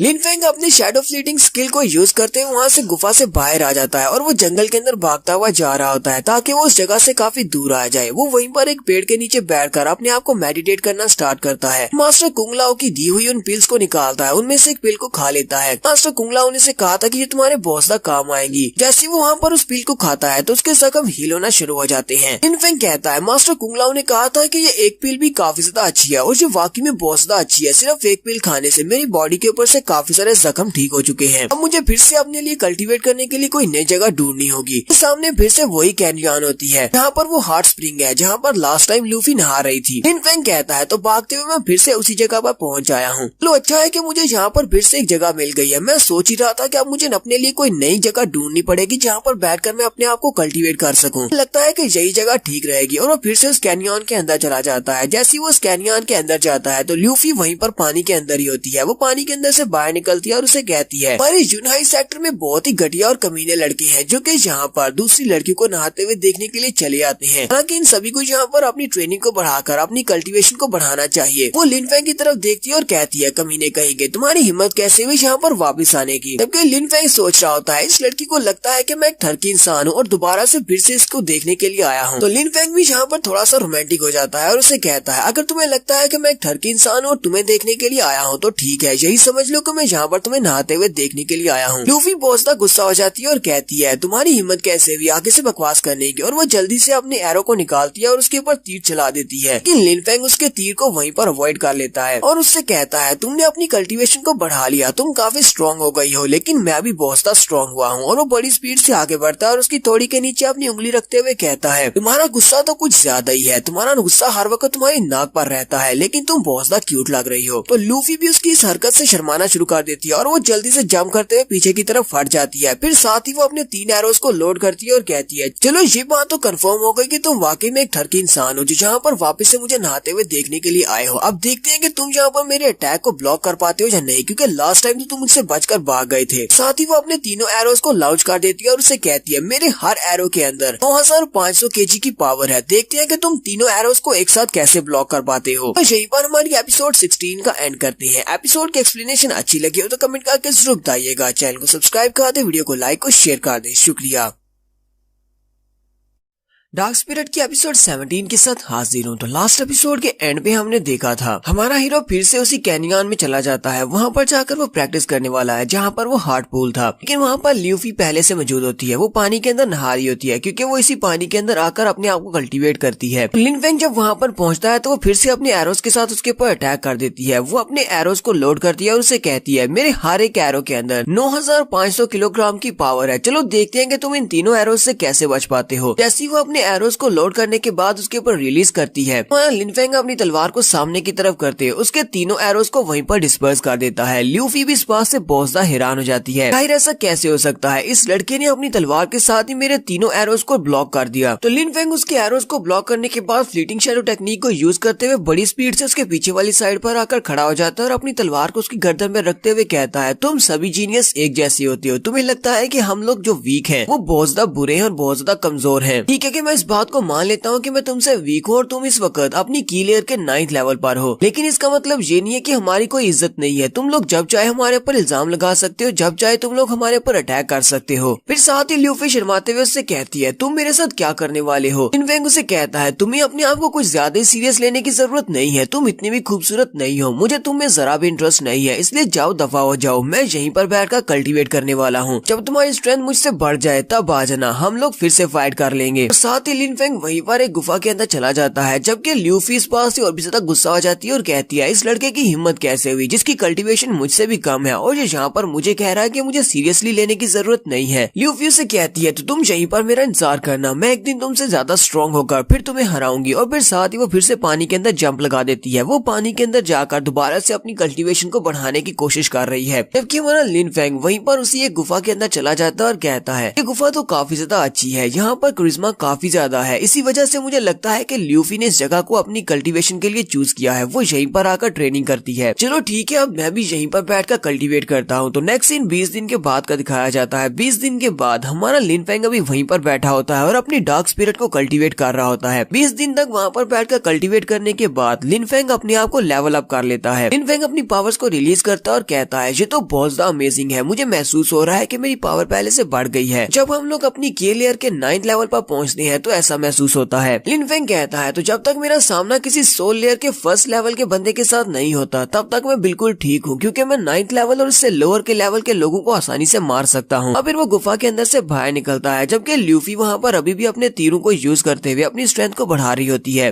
लिन फेंग बाहर निकलने के बाद ल्यूफी से कहता है पिछले कितने दिनों से मैं यहाँ पर इस गुफा के अंदर हूँ। ल्यूफी उसे कहती है तुम 20 दिन से यहीं पर हो। लिन फेंग उसे कहता है मैंने ऐसा तो नहीं सोचा था कि मैं इतना ज्यादा टाइम यहाँ पर इस गुफा के अंदर स्पेंड कर दूंगा, अब मुझे जाना होगा। और वो वहाँ से बाहर की तरफ जा रहा होता है। ल्यूफी उसे कहती है जरा रुको, मुझे बताओ तुम्हारा कल्टीवेशन लेवल कहाँ तक पहुँचा। लिन फेंग उसे कहता है मैं सिर्फ अपनी की लेयर के 9th लेवल पर हूँ। और इतना क्या कि हमारा लिन फेंग वहाँ से चला जाता है, जबकि ल्यूफी सोच रही होती है जब ये अपनी की लेयर के 8th लेवल पर था ये मुझे आसानी से हरा सकता था, अब जबकि ये अपनी 9th लेवल पर पहुँच चुका है तो इसका मतलब ये तो चुटकी बजाकर मुझे मार सकता है। और मुझे लगा था कि मैं ही एक जीनियस लड़की हूँ, यहाँ पर तो एक लोअर की लेवल का बंदा भी मुझे आसानी से हरा सकता है। तो लिन फेंग लेवल अप करने के बाद बाहर निकलता और कहता है लगता है कि हमारी लिन फैमिली की एनुअल मीटिंग का वक्त आ चुका है, तो मुझे अपनी एनुअल मीटिंग में बहुत सारे दुश्मनों को फेस करना है। चलो वापस चलते हैं अपने गाँव में। यहीं से हमारा नेक्स्ट सीन यांगजू सिटी का दिखाया जाता है। यहाँ पर हमारे लिन फेंग का घर है। यांगजू सिटी के एक होटल के अंदर फैमिली के कुछ लोग बैठे होते हैं, उनमें लिन फैमिली के लोग भी होते हैं, जबकि आसपास की फैमिलीज के कुछ यंग मास्टर भी बैठे होते हैं। सभी लोग यहाँ पर बैठकर आपस में अपनी बातें कर रहे होते हैं, स्पेशली लिन फैमिली की इस एनुअल मीटिंग के बारे में। उनमें से एक लड़का कहता है मैंने सुना है कि लिन फैमिली की लिन कियान अपने सोल लेयर तक पहुंच चुकी है। वो लड़की तो वाकई में एक जीनियस है। यू हाउस सेक्टर वालों को एक बहुत ही जीनियस लड़की मिली है। तो लिन फैमिली का लिन जून भी वहीं पर बैठा होता है। वो उनसे कहता हाँ हमारी फैमिली की वो लड़की वाकई में जीनियस है। मेरी कजन लिन कियान अपनी सोल लेयर में पहुंचने के बाद पहले से बहुत ज्यादा स्ट्रॉन्ग हो चुकी है। गू फैमिली का यंग मास्टर उनसे कहता है वो इतनी भी स्ट्रॉन्ग नहीं हो सकती। मेरी गू फैमिली का यंग मास्टर कुछ अर्सा पहले ही अपनी सोल लेयर में पहुंचा था, तो इसका मतलब ये है कि उसकी कल्टीवेशन तुम्हारी कजिन से ज्यादा है और वो उससे ज्यादा स्ट्रॉन्ग है। तीसरा लड़का उनसे कहता है इस बात से फर्क नहीं पड़ता कि तुम लोग कब अपनी सोल लेयर में एंटर होते हो, तो डिपेंड करता है कि तुम्हारे पास कितनी ज्यादा कल्टीवेशन और तुम्हारी स्ट्रेंथ कितनी है। मुझे लगता है कि लिन कियान ज्यादा स्ट्रॉन्ग है और लिन कियान के साथ हमारे सिटी की सिटी प्रिंसेस जिसका नाम ना लिन फेंग है सिर्फ वही उससे फाइट कर सकती है, क्योंकि वो भी अपनी सोल लेयर पर है। तो वहीं पर उनके साथ एक लड़की बैठी होती है। वो उनसे कहती है आप बस भी करो, तुम सभी लोग यहाँ पर कौन सी बातें लेकर बैठ गए हो, ये बहुत ज्यादा बोरिंग है। क्या तुमने मुझे यहाँ पर सिर्फ इन बोरिंग बातों के लिए बुलाया है या फिर तुम्हारे पास कोई काम की बात भी है। उनमें से एक लड़का कहता है नहीं मेरे पास एक बहुत ही इंपॉर्टेंट न्यूज है, मैंने यहाँ पर तुम्हें ये खबर देने के लिए स्पेशली बुलाया है। यहाँ पर बेकार बातें नहीं करते, चलो मैं तुम्हें बताता हूँ। पर लिन फैमिली की मीटिंग में सिटी के गवर्नर्स ने डिसाइड किया है कि इस बार एक टूर्नामेंट होने वाला है। ये वाला टूर्नामेंट फ्री टूर्नामेंट होगा जिसमें ना सिर्फ लिन फैमिली बल्कि आसपास की बाकी की सारी बड़ी फैमिलीज के बच्चे भी हिस्सा ले सकते हैं। तो भी इस टूर्नामेंट में जीतेगा उसे अच्छा रिवार्ड मिलेगा। वो उस लड़की से कहता है क्यों लैन, तो क्या तुम समझ रही हो कि मेरी इस बात का क्या मतलब है, यानी कि अगर तुम चाहो तो तुम भी इस कंपटीशन में हिस्सा ले सकती हो। बाकी के लड़के उसे कहते हैं ये तो बहुत ही अमेजिंग बात है, इसका मतलब हम इस कंपटीशन में किसी के साथ भी स्पार मैच कर सकते हैं। इसके साथ ही वो यहाँ पर लिन फेंग की बात करता है। वो कहता है मैंने सुना है कि लिन फैमिली का वो कचरा जिसका नाम लिन फेंग है वो भी काफी हद तक इम्प्रूव हो चुका है। पिछली बार की फैमिली मीटिंग में उसने लिन जुन को अटैक किया था और उसके बाद उसने लिन हैंग के ऊपर अटैक करके उसकी कल्टीवेशन को ब्लॉक कर दिया। लगता है कि उसकी कल्टीवेशन भी पहले से बढ़ चुकी है। लिन जुन उसे कहता है गूसोंग ये तुम किस तरह की बात कर रहे हो, मेरी लिन फैमिली में बहुत सारे ऐसे टैलेंटेड बच्चे हैं जिनको हम लोग कंपटीशन में भेज सकते हैं, हम इस तरह के कचरे को कंपटीशन में क्यों भेजेंगे और अपनी फैमिली का नाम क्यों खराब करवाएंगे। गूसोंग उसे कहता है मुझे लगता है कि तुम्हें यहाँ पर अपने यंग मास्टर को इस तरह नहीं कहना चाहिए, हालांकि वो तुम्हारा है तो यंग मास्टर ही क्योंकि वो फैमिली हेड का बेटा है, तुम उसे यहाँ पर कचरा कैसे कह सकते हो। लिन जुन उसे कहता है एक कचरा तो हमेशा कचरा ही रहता है और सभी लोग ये बात अच्छी तरह से जानते हैं कि वो कचरे से ज्यादा कुछ भी नहीं है। उसी वक्त उन्हें बाहर से आवाज आती है, गली में से से कुछ लोग कह रहे होते हैं ये यंग लड़का कौन है, लगता है किसी बड़ी फैमिली का यंग मास्टर है। जरा इसकी चाल तो देखो, जरा इसका क्रिश्मा तो देखो, इसकी बॉडी से कितना ज्यादा प्रेशर निकल रहा है। लड़का तो काफी ज्यादा स्ट्रॉन्ग लगता है। तो लिन फेंग अपने घोड़े पर बैठकर अपने सिटी में वापस आ जाता है। लिन फेंग कहता है तो फाइनली मैं यहाँ पर वापस आ ही गया। तो वो उसी गली में से गुजर कर जा रहा होता है कि उसी वक्त वो लड़के ऊपर से खिड़की खोलकर उसको आवाज देते हैं और कहते हैं हे लिन फेंग, तुम भी यहाँ पर हमारे साथ क्यों नहीं आ जाते? हम सभी लोग यहाँ पर फैमिलीज की मीटिंग कर रहे हैं, तुम भी यहाँ पर ऊपर हमारे साथ आ जाओ, हम लोग एक एक ड्रिंक पीते हैं। लिन जुन उसे देखकर काफी ज्यादा गुस्सा होता है। जबकि लिन फेंग देखता है कि लिन जुन भी यहीं पर है। वो कहता है अच्छा ठीक है, मैं वहाँ पर आ रहा हूँ, मेरे लिए सीट रखना। जबकि लिन जुन उसे कहता है लिन फेंग, मुझे नहीं लगता कि तुम्हें यहाँ पर आना चाहिए, तुम घर वापस चले जाओ, ये जगह तुम्हारे लिए नहीं है, इसलिए यहाँ मत आओ। हमारा लिन फेंग चिल्लाकर उसे कहता है अपनी बकवास बंद करो, तुम फैमिली के यंग मास्टर को नहीं बता सकते कि उसे कहाँ पर जाना है और कौन सी जगह पर जाना है, इसलिए चुप रहो। जबकि गूस सॉन्ग उसे इशारा करते हुए कहता है लिन फेंग, तुम तो वाकई में फैमिली के यंग मास्टर हो, तुमने इसको बता दिया है कि तुम्हारी वैल्यू इससे ज्यादा है, ठीक है अब जल्दी से यहाँ पर आ जाओ। लिन फेंग अपने घोड़े को वहीं पर पार्क करता है और जल्दी से होटल के सेकंड रूम फ्लोर पर चला जाता है। लिन जुन कहता है तो हमारी फैमिली का कचरा तो वाकई में यहाँ पर आ गया, अब देखो जरा इसके साथ क्या होने वाला है। गूस सॉन्ग उसे कहता है लिन जू, तुम्हें इस तरह बिहेव नहीं करना चाहिए, चाहे वो एक कचरा ही क्यों ना हो, लेकिन वो अभी भी तुम्हारी फैमिली का यंग मास्टर है, तुम्हें उसकी रिस्पेक्ट करनी चाहिए। लिन फेंग वहाँ पर आता है और उनके पास आकर खड़ा हो जाता है। वहाँ पर एक लड़का बैठा होता है। वो उसे कहता है क्या मैं यहाँ पर तुम्हारे साथ बैठ सकता हूँ? लेकिन वो लड़का गुस्से के साथ उसे कहता है नहीं, तुम यहाँ पर नहीं बैठ सकते। लिन फेंग उस लड़के से कहता है तुम्हारी इस बात का मतलब क्या है कि मैं यहाँ पर नहीं बैठ सकता? गूस सॉन्ग आगे से हंसना शुरू कर देता है और उसे कहता है लिन फेंग, तुम तो बेचारे बहुत ज्यादा बोले हो, क्या तुम्हें अभी तक इस बात की समझ नहीं आई? मैंने तुम्हें यहाँ पर जानबूझकर इसीलिए बुलाया था कि हम लोग यहाँ पर तुम्हारी इंसल्ट कर सके, हम लोग तुम्हें यहाँ पर नहीं बैठने देंगे, तुम्हारे जैसे कचरे की हमारे साथ जगह नहीं है। लिन फेंग उसे कहता है तो तुम यहाँ पर सिर्फ मेरा मजाक उड़ा रहे हो, चलो ठीक है, लेकिन तुम्हें इसके कॉन्सिक्वेंसेस तो खुद ही भुगतने पड़ेंगे। गूस सॉन्ग उसे कहता है तो तुम मेरा क्या उखाड़ लोगे? लिन फेंग वहीं पर से एक ग्लास उठाता है जिसके अंदर वाइन होती है, वो उसे सर के ऊपर डाल देता है। गूस सॉन्ग इस बात से चलाना शुरू कर देता है और गुस्से के साथ उसे कहता है तुम्हारी हिम्मत कैसे हुई मेरे सर के ऊपर वाइन का ग्लास डालने की? उसी वक्त वहाँ से एक और वेटर गुजर रहा होता है जिसने अपनी ट्रे के ऊपर वाइन के एक जार को रखा होता है। तो लिन फेंग उस जार को पकड़ता है और वो वाला जार भी गूस सॉन्ग के सर के ऊपर उलट देता है और उसे कहता है तुमने पहले कहा कि मेरी हिम्मत कैसे हुई तुम्हारे ऊपर एक ग्लास डालने की, लो अब मैंने पूरे का पूरा जग ही तुम्हारे ऊपर डाल दिया, अब उखाड़ लो मेरा जो उखाड़ना है। तो गूस सॉन्ग इतनी ज्यादा इंसल्ट होने के बाद काफी ज्यादा गुस्सा हो जाता है और वो लिन फेंग को पंच मारने के लिए आगे बढ़ता है। वो लिन फेंग को एक जबरदस्त पंच मारता है, लेकिन लिन फेंग अपने एक ही हाथ के साथ उसके पंच को ब्लॉक कर लेता है और उसके पंच को ब्लॉक करने के बाद उसे कहता है तुम तो बिल्कुल एक कचरा हो और इससे ज्यादा कुछ भी नहीं, और साथ ही वो सिर्फ एक ही हाथ को झटका देते हुए उसे खिड़की से बाहर फेंक देता है। तो हमारे लिन फेंग ने गूस सॉन्ग को सेकंड फ्लोर से नीचे फेंक दिया है। बाकी के सभी लोग बहुत ज्यादा हैरान हो जाते हैं और उन सभी के मुंह खुले के खुले रह जाते हैं कि लिन फेंग जिसे हम लोग लिन फैमिली का कचरा समझते हैं वो तो बहुत ज्यादा स्ट्रॉन्ग है, उसने गूस सॉन्ग को सिर्फ एक ही हाथ के साथ सेकंड फ्लोर से नीचे फेंक दिया, जबकि गूस सॉन्ग अपनी की लेयर के 8th लेवल पर है। तो गूस सॉन्ग को बाहर फेंकने के बाद लिन फेंग आगे बढ़ता है और लिन जुन से कहता है तो थोड़ी देर पहले तुम यहाँ पर क्या कह रहे थे कि मैं लिन फैमिली का क्या हूँ? लिन जुन भी बेचारा बहुत ज्यादा घबरा जाता है और उसे कुछ कहने लगता है। उसी वक्त हमारा लिन फेंग उसके चेहरे पर एक जबरदस्त थप्पड़ मारता है। लिन जुन वहीं पर नीचे गिर जाता है और अपने मुंह पे हाथ रखकर कहता है यंग मास्टर प्लीज मुझे माफ कर दो। लिन फेंग उसे कहता है आज के बाद पब्लिक में अपने मुंह को संभाल कर यूज करना, मैं तुम्हारी फैमिली का यंग मास्टर हूँ और तुम्हें हर हाल में मेरी रिस्पेक्ट करनी है, तुम्हें इस बात की समझ आई या नहीं? फिर साथ ही वो तीसरे वाले लड़के की तरफ आगे बढ़ता है जिसने उसे बैठने के लिए जगह नहीं दी थी। वो उसको देखकर बहुत सा घबरा जाता है और उसे कहता है मेरे करीब मत आना, और वो डर के मारे चिल्लाना शुरू कर देता है। लिन फेंग कहता है तुम सभी लोग कचरे से ज्यादा कुछ भी नहीं हो, और वो होटल से बाहर आ जाता है। और यहीं पर हम लोग अपनी एपिसोड 17 का एंड करेंगे। एपिसोड की एक्सप्लेनेशन अच्छी लगी हो तो कमेंट करके जरूर बताइएगा। चैनल को सब्सक्राइब कर दे, वीडियो को लाइक और शेयर कर दे। शुक्रिया।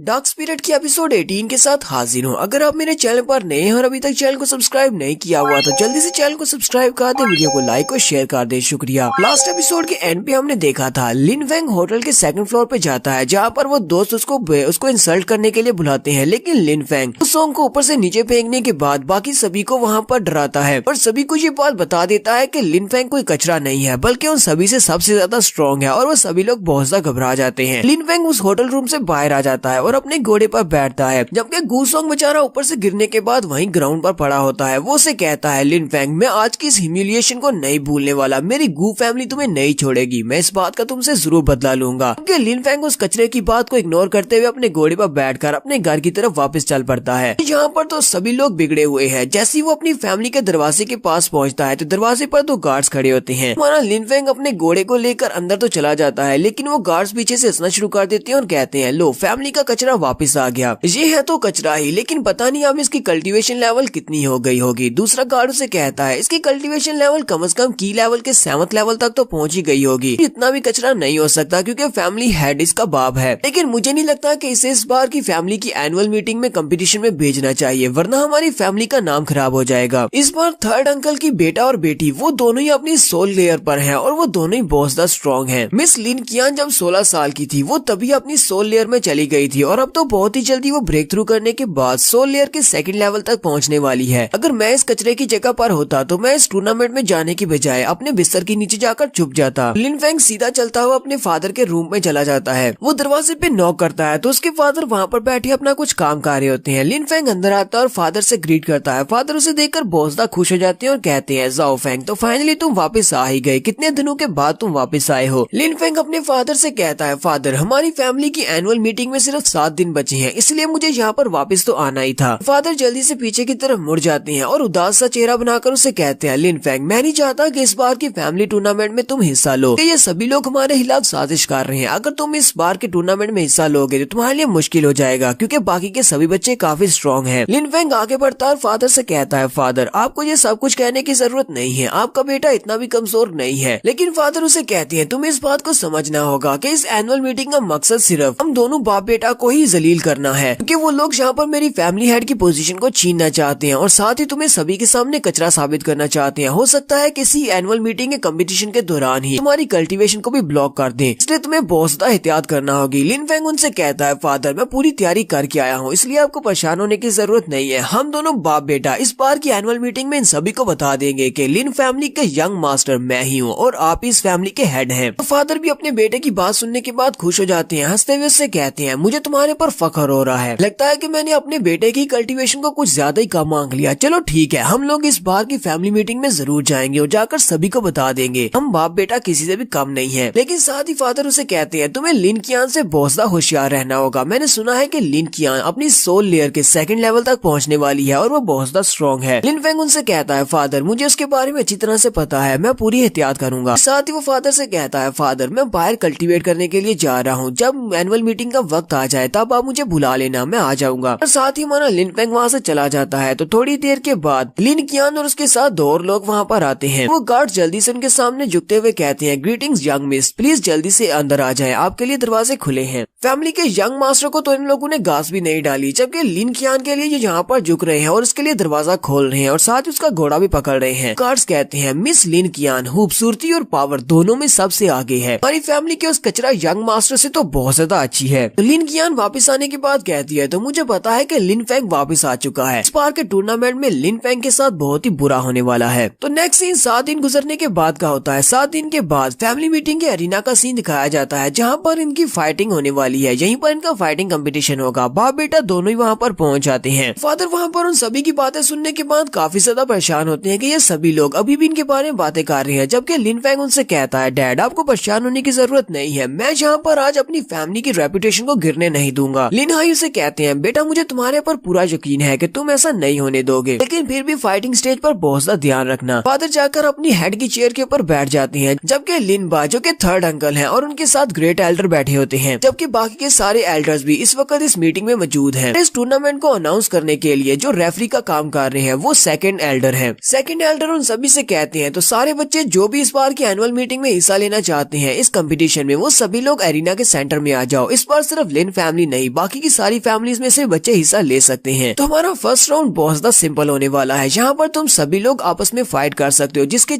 साथ चाहे उसके साथ फाइट कर सकते हो। सिर्फ रूल इतना होगा कि तुम में से जब 32 पीपल इस अरीना के ऊपर बच जाएंगे वही 32 अगले राउंड में जाएंगे, जबकि बाकी के सभी लोग जो कि एरिना से नीचे गिर जाएंगे वो डिस्क्वालीफाई हो जाएंगे। लिन फेंग भी वहीं पर उन सभी के बीच में खड़ा होता है। लिन फेंग कहता है कहीं ऐसा तो नहीं है कि फर्स्ट राउंड में लिन कियान और बाकी के सभी पावर हाउसेस मेरे ऊपर अटैक करेंगे। साथ ही लिन फेंग ये देखकर बहुत ज्यादा हैरान हो जाता है क्योंकि वहाँ पर एरिना में जितने भी लोग होते हैं वो सारे के सारे लिन फेंग को आकर घेर लेते हैं। लिन फेंग कहता है ये सभी लोग मेरे इर्द गिर्द क्यों खड़े हैं। वो सभी लोग कह रहे होते हैं सिर्फ 32 पीपल ही हमारे नेक्स्ट राउंड में जाएंगे, तो हमें सबसे पहले तो यहाँ पर सबसे कमजोरों को निकालना होगा, और सबसे ज्यादा कमजोर तो लिन फैमिली का कचरा यंग मास्टर लिन फेंग है। सबसे पहले इसे एरिना से बाहर फेंकते हैं। तो लिन कियान आगे बढ़ती है, अपनी पावर्स को रिलीज करती है। वो सभी लोग डर के मारे पीछे हट जाते हैं। लिन कियान उन सभी से कहती है कोई लिन फेंग को हाथ नहीं लगाएगा। मैं चाहती हूँ कि लिन फेंग आसानी के साथ इस राउंड को पार करके अगले 32 पीपल्स में जाए और सेकंड राउंड में जाए, क्योंकि सेकंड राउंड में मुझे इसके साथ फाइट करनी है। तुम सभी लोगों में से कोई भी इसको हाथ मत लगाना। और वो सभी लोग डिस्पर्स हो जाती है, कोई भी लिन फेंग के करीब नहीं आता। लिन फेंग भी इस बात से बहुत ज्यादा हैरान हो जाता है। लिन कियान उसे कहती है तुम्हें परेशान होने की जरूरत नहीं है, इनमें से कोई भी तुम्हें हाथ नहीं लगाएगा और तुम आसानी के साथ इस लेवल को पार करने के बाद सेकंड राउंड में चले जाओगे, क्योंकि मैं नहीं चाहती कि हमारी फैमिली का यंग मास्टर फर्स्ट राउंड में ही बाहर निकल जाए। लिन कियान कहता है पता नहीं ये यहाँ पर मेरी हेल्प क्यों कर रही है, लेकिन साथ ही मुस्कुराते हुए कहता है ये तो बहुत ही अच्छी बात है, बिना फाइट के मैं सेकंड लेवल में पहुंच जाऊंगा। लिन कियान उसे कहती है तो फिर ठीक है, अब यहीं पर खड़े रहो और एंजॉय करो, मैं किसी के साथ भी फाइट करने की जरूरत नहीं है। ही सेकंड राउंड स्टार्ट होगा, जबकि बाकी के सभी लोग लिन फेंग की तरफ देख रही होती है और कहते हैं ये लड़का तो कुछ ज्यादा ही लकी है। लिन कियान ने यहाँ पर बाकी सभी को इसके ऊपर अटैक करने से रोक दिया है, इसे यहाँ पर किसी से भी फाइट नहीं करना पड़ेगी और ये आसानी से सेकंड लेवल में पहुंच जाएगा। ग्रेट एल्डर कहते हैं आज ये लिन कियान यहाँ पर कर क्या रही है, इसने इस कचरे को सेकंड लेवल में क्यों जाने दिया। थर्ड अंकल उसे कहते हैं ग्रेट एल्डर आपको नहीं लगता कि ये बहुत ज्यादा अमेजिंग होने वाला है, क्योंकि फर्स्ट लेवल में तो सभी को एक दूसरे से फाइट करनी है, लेकिन हमारे सेकंड राउंड में राउंड रॉबिन खेला जाएगा, वहाँ पर सभी को एक दूसरे के साथ फाइट करना पड़ेगी, 1-on-1 मैच होगा। वहाँ पर जब ये कचरा हारेगा तो इससे हमें बहुत ज्यादा मजा आएगा। ग्रेट एल्डर उसे कहते हैं तो इसका मतलब लिन कियान ने ये सब कुछ सोच रखा है कि सेकंड राउंड में उसे बुरी तरह से हराएगी, तो ठीक है ये देखने में तो बहुत ज्यादा मजा आएगा। सेकंड एल्डर उन सभी से कहते हैं अब जबकि स्टेज के ऊपर सिर्फ 32 पीपल ही बचे हैं, तो हमारा जब फर्स्ट राउंड कंप्लीट होता है यही 32 लोग अगले कंपटीशन अगले राउंड में जाएंगे। तो सेकंड एल्डर उन सभी से कहते हैं तो मैं यहाँ पर तुम्हें सेकंड राउंड के रूल्स के बारे में बताता हूँ। यहाँ पर हम लोग तुम सभी 32 पीपल्स की 4 ग्रुप बनाएंगे और सभी 4 ग्रुप्स में 8-8 बच्चे होंगे और उन 8 बच्चों को बाकी के 7 बच्चों के साथ फाइट करना होगी। तुम्हारे हर एक ग्रुप में से जो 2 बच्चे बाकी के ज्यादा बच्चों को हराएंगे वही हमारे इस थर्ड राउंड में पहुंच पाएंगे, जो कि हमारा फाइनल राउंड होगा। साथ ही वो बॉक्स के अंदर से चिट निकालना शुरू करते हैं जिनके ऊपर उन्होंने बच्चों के नाम लिखे होते हैं। वो उन सभी बच्चों को बता देते हैं कि तुम्हारा ग्रुप कौन कौन सा है। वो 8-8 के ग्रुप्स बना देते हैं और उन्हीं 8 बच्चों को अपने बाकी के 7 बच्चों के साथ फाइट करनी है। तो हमारे फर्स्ट ग्रुप में लिन कियान को लिन हान के साथ फाइट करनी होती है। लिन कियान अरीना में आकर खड़ी हो जाती है। लिन हान उसके सामने खड़ा होता है, लेकिन वो डर के मारे कांप रहा होता है। वो लिन कियान की तरफ देखता है, लिन कियान उसकी तरफ देखती है। थोड़ी देर उसे देखने के बाद वो कहता है मैं सरेंडर करता हूँ, मुझे लिन कियान के साथ फाइट नहीं करनी। देखने वाले सभी बहुत ज्यादा हैरान होते हैं और कहते हैं ये क्या, इसने तो फाइट शुरू करने से पहले ही अपनी हार मान ली। इसे भी यहाँ पर हार मान ही लेनी चाहिए थी, क्योंकि लिन कियान के सामने ये लड़का कुछ नहीं कर सकता था। ने बहुत ही अच्छा किया जो पहले ही हार मान ली है। लिन कियान कहती है चलो शुक्र है कि हमारी फैमिली के कुछ लोगों को अपनी लिमिट्स के बारे में तो पता है कि वो क्या कर सकते हैं और क्या नहीं कर सकते। सेकंड एल्डर कहते हैं तो लिन कियान ने अपने फर्स्ट मैच को जीत लिया है। जबकि दूसरे ग्रुप में हमारे लिन फेंग और लिन जैन के दरमियान में फाइट होती है। लिन जैन और लिन फेंग दोनों अरीना में खड़े होते हैं। लिन जैन कहता है ये तो फाइट बहुत ही जल्दी खत्म हो गई। लिन जैन हमारे लिन फेंग से कहता है लिन फेंग तुम्हें अभी सरेंडर कर देना चाहिए, क्योंकि मैं बहुत ज्यादा लेजी हूँ और मुझे तुमसे फाइट नहीं करनी, इसलिए चुपचाप यहाँ से वापस चले जाओ, इस तरह तुम्हारी इंसल्ट नहीं होगी। सेकंड एल्डर जो कि बाहर खड़े होते हैं, मैच शुरू होने से पहले ही वो कह देते हैं तो हमारा लिन जैन इस मैच को जीत चुका है और लिन फेंग इस मैच को हार चुका है, इसलिए लिन फेंग तुम जल्दी से नीचे उतर आओ। लिन फेंग इस बात से बहुत ज्यादा हैरान हो जाता है और कहता है सेकंड एल्डर ये आप क्या बात कर रहे हैं, अभी तो मैच शुरू भी नहीं हुआ और ना ही मैंने सरेंडर करने का कहा है। अब यहाँ पर ये फैसला कैसे कर सकते हैं कि मैं इस मैच को हार चुका हूँ और लिन जैन ने इस मैच को जीत लिया है। सेकंड एल्डर गुस्से के साथ उसे कहते हैं इस बात से फर्क नहीं पड़ता कि तुमने सरेंडर किया है या नहीं किया है, हमें पता है कि तुम ही हारने वाले हो, इसलिए चुपचाप यहाँ पर अरीना से नीचे उतर आओ। लिन फेंग भी चिल्लाकर उसे कहता है ये क्या बकवास है, मैंने अभी सरेंडर नहीं किया और मुझे फाइट करनी है, तुम लोग यहाँ पर खुद से ये फैसला नहीं कर सकते कि मैं इस मैच को हार चुका हूँ। सेकंड एल्डर चिल्लाकर उसे कहते हैं मेरे पास ये पूरा राइट है, क्योंकि मैं यहाँ पर इस मैच को अनाउंस करने के लिए रेफरी बनाया गया हूँ। इस बार की एनुअल मीटिंग में जो कुछ भी होगा वो सभी कुछ मेरी निगरानी में होगा। अगर मैंने फैसला किया है कि तुम हारने वाले हो तो तुम हार चुके हो, चलो जल्दी से नीचे उतरो। तो मुझे तो इन फैमिली वालों की समझ नहीं आती कि बेचारे लिन फेंग को भी फाइट भी नहीं करने दी और अभी से इसको यहाँ पर कचरा बनाकर टूर्नामेंट से बाहर करने की कोशिश की जा रही है। तो यहाँ पर हम लोग अपनी एपिसोड 18 का एंड करेंगे। तो नेक्स्ट एपिसोड एपिसोड में देखेंगे क्या हमारा लिन फेंग यहाँ पर इस टूर्नामेंट में फाइट कर पाएगा या नहीं। एपिसोड की एक्सप्लेनेशन अच्छी लगी हो तो कमेंट करके जरूर बताइएगा। चैनल को सब्सक्राइब कर दे, वीडियो को लाइक और शेयर कर दे। शुक्रिया।